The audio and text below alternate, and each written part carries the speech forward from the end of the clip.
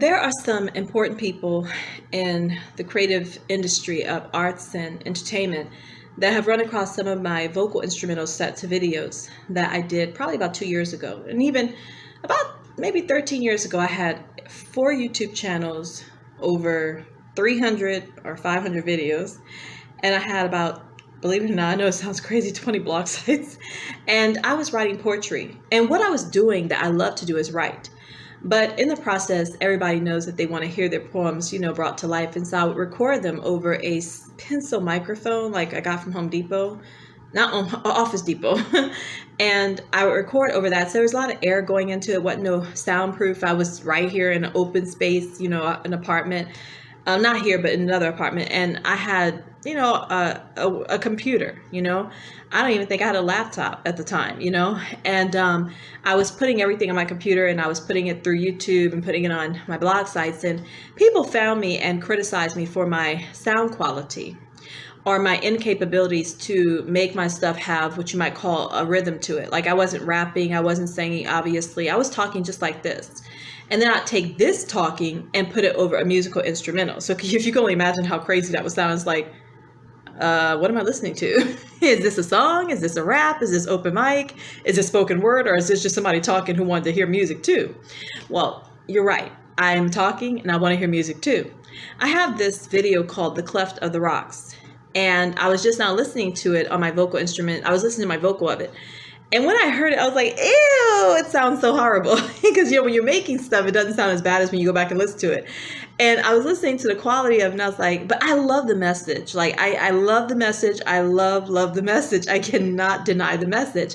But when it comes down to my sound quality, I've never quite had the instruments or the tools to actually do it. But if I went in the studio and I actually sat down with a producer, motherfucker, that would be one of the greatest orations of spirituality of this day and age. I mean, if I had someone actually sit down and work with me on not writing it, but even writing the actual words that I spoke, like I spoke that raw. I didn't forewrite, I just spoke it raw. But if someone actually typed each one of those words and had me read stanza for stanza, and then they actually made it quality, like pencil perfection, like dropping a needle on glass perfection, sound quality with no static, no background, and then they actually got that track by Gorilla Beats, which I absolutely love that track, and they put it all together and made it really beautiful. I mean, I think it would be a perfect package, precise little product. But I say this because I just want people who actually find my stuff to know that, first of all, I'm not a professional. I am not even an amateur. I'm doing this because I suffer a lot in life, and while I'm suffering, this is my therapeutic way of handling without spending money to go to a psychologist or without, just going crazy. I have no family, I have no friends, I have no acquaintances.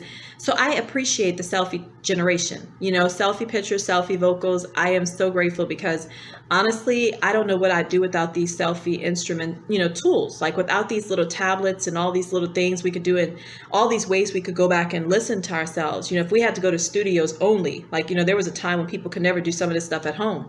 They had to buy really expensive equipment. They had to have certain things, and there was no internet where they could put it out and see it again for themselves. They had to go and ask someone, can you put this on TV so I could see it, or they would make a VHS and watch it at home. They had to have those things. Well, I'm grateful for this expedient, ability to make something at home, makeshift, and then just put it out and later on you can go watch it, because I don't have anyone in my life. And so these things are like having someone in my life. So I don't necessarily make it for listening or watching. I make it for myself. But since I too need to go to the broad place in which the media is published, there are people that stumble across it and they criticize me. Primarily, it's professionals, people who have their beginnings and they have some crappy work that they never want people to see, and they are trained in the industry. They have times when their voice is not on pitch. They have times when they have to master quality of stuff. They have times when they sing and they don't sound good and they have to be added to. They have times when they have to practice and rehearse for stuff. Well, I want to ask a question, sincerely and honestly. If someone is talking over music, how good does it have to sound? Of course I could, but I also want to share this too. When I do my vocal instrumentals, I do them on a dictaphone. I take a dictaphone and I record in the dictaphone. And the way it goes, I'll pick up my dictaphone and I'll push the button. I'll be at work too, Most of my stuff is at work or in the process of walking home or doing stuff. And I'll be at my job and I'm like, today this lady walked in and she really made me angry because she expected me to fix the errors of her order, but they weren't wrong. It was just that she made a mistake when she was ordering. I'm like, I don't make those kind of mistakes. When I make a mistake with someone's life, I take what I get, you know? And then I record it like that, right? Then when I get home, I'll listen to some of them and like them. Then I go on YouTube and find an instrumental and I put it together. And then that's how it happens. So when it doesn't match, it never was something that was supposed to go together. It's just, I just like listening to music, and I like remembering thoughts of my champion warrior type fighter spirit when people are doing injustices that they think are acceptable as society. And so for anyone who thinks that my Cleft of the Rocks is, you know, unbearable to listen to, or any of my vocal instrumentals or anything I do, it was never meant for popular professional acceptance. These are things done like the Diary of Anne Frank. If it does make it to world history, so be it.